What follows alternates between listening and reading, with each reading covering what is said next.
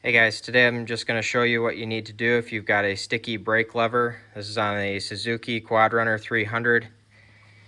So earlier my brake pedal would just stick down here and I'd have to pull it back up. So I'm just going to show you what needs to happen here. So right here is your pivot pin, and I just shot a bunch of PB blaster right up in here.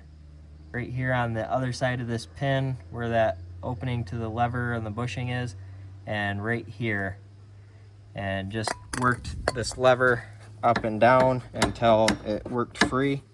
My parking brake here was also sticky where I'd have to pull this back, so I just took some pliers, pulled this spring off, took this 10mm nut off, and then worked this 12mm bolt out.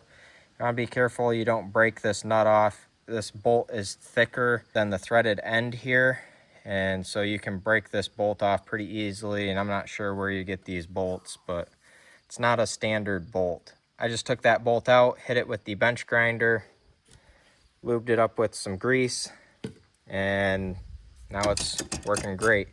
You could probably do the same thing with the blaster right here, just working it into there. It'll just take a while. It was pretty easy to take it apart. Now you can set your parking brake and then just step on your brake and it pops right back.